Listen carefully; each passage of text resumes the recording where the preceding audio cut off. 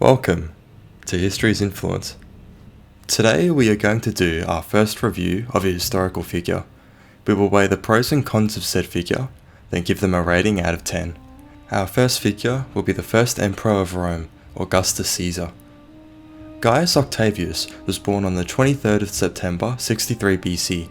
His father was a prominent politician, but Octavius would later be adopted by the more influential Julius Caesar.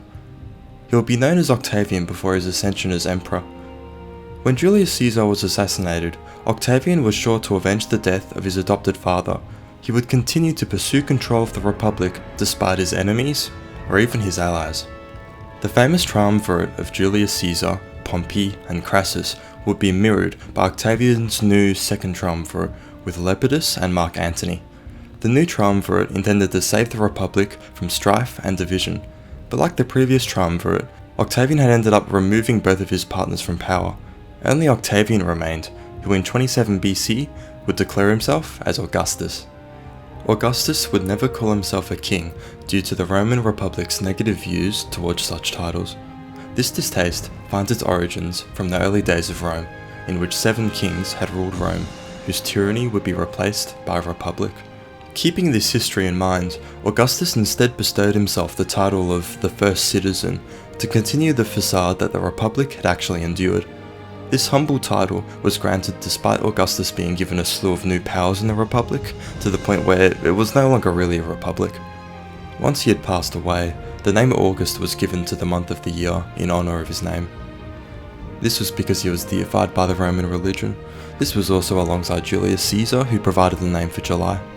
This is quite a prestigious usage of his name, especially considering that other months were named after gods, such as Mars and Juno. With the victory against Mark Antony and his Egyptian ally Cleopatra, Augustus brought Egypt under Roman control. The integration of Egypt into the empire proved to be very effective. This allowed Rome to extract the resources of the new province, which allowed Egypt to function as a major breadbasket for the empire. Egypt would remain Roman for over 6 centuries. The borders of the empire had been expanded in other areas by Augustus. Dalmatia, parts of Africa, the remaining part of Hispania, and many other regions were conquered and integrated effectively into Rome. Rome's borders seemed to make more sense geographically speaking after his reign, without these odd non-Roman control gaps in certain areas. These conquests are a testament to Augustus's external success. The rest of the empire had its structures of power solidified. In particular, the tax system had become more standardized at certain percentages, different from the arbitrary tributes often gathered beforehand. Many buildings, particularly in Rome itself, were built, for example, the Temple of Caesar. The era of Pax Romana, meaning Roman peace, had begun under Augustus. It was the golden age for Rome, an era of peace, stability, and civilization. It is often argued that this golden age is an inaccurate view of the period, and that this era was not particularly peaceful. However, when compared to prior and later periods of turmoil, I think the idea of an era of peace seems valid. Within the city of Rome, Augustus had established the police and firefighting force of the city. This was quite innovative for the time. Unfortunately, the firefighters would not prevent the Great Fire of Rome in 64 AD.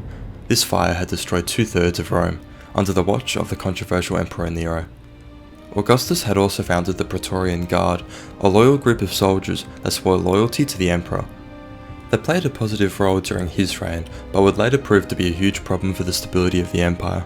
Much civil strife was caused or exacerbated by the Praetorians. They had an exceedingly high degree of influence in the empire. For example, in the 3rd century, the Praetorian Guard had been selling the title of emperor to the highest bidder. Civil wars would continue to be a problem in Rome until the very fall of the empire. These would unnecessarily weaken the state, and often ill-timed civil conflict would allow other groups to take advantage of Rome. The worst example of this would be the Fourth Crusade, for which I have an alternate history scenario of. The biggest blunder that occurred during the reign of Augustus was the Battle of the Teutoburg Forest. Deep in Germania, a traitorous Germanic general of the Romans decided to support his German brethren against the Roman Empire in a cowardly ambush. 20,000 men were either killed or enslaved. This shook the emperor to his core. Apparently, this statement is what he kept repeatedly yelling. Quintilius Varus, give me back my legions! Augustus is reported to have been an attractive man. However, Augustus was relatively short by modern standards, being around 5'7", compared with the modern Italian average of 5'9". His height was still 2 inches taller than the 5'5" average at the time though. He had 3 wives, with 2 of them being in marriages that lasted only 2 years. The final marriage Augustus had, with Livia, lasted until his death. He was very loyal to Livia, but it is often viewed that she had too much of a negative influence upon him. It's also possible that she may have assassinated him, but that's not an attack on his character, if we're ignoring poor wife selection. Augustus solidified the structure of the Roman Empire. This allowed it to endure for an incredibly long amount of time, for 1,439 years after his death to be exact. This allowed Rome to have a profound impact on Europe and the rest of the world. The Roman Empire had truly established itself as the empire of its time. As Augustus claimed, I found Rome, a city of bricks, and left it a city of marble. in the modern world, Augustus is often viewed as one of the greatest Roman figures. This is with good reason. However, Julius Caesar often outshines Augustus, but Augustus was indeed the one to lay the groundwork for how Rome would function after the period of civil strife. Without Augustus, the Roman Empire may have collapsed due to internal issues at the time, which would have created a vastly different world. Perhaps this timeline could be explored on the channel at a later date. Overall, I'm feeling a strong 9 on this historical figure.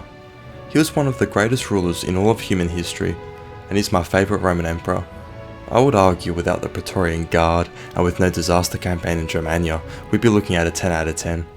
You could argue that the issues of the Praetorian Guard were something that he could not have foreseen, and that the campaign in Germania was not under his direct command, but they still taint the legacy of Augustus, even if they are both to kind of a mild extent. Regardless, we must honour the first emperor and bestow upon him an honourable title, one of history's finest. This has been History's Influence. Thanks for watching. Be sure to like, comment and subscribe, alongside hitting the notification bell. Catch you later.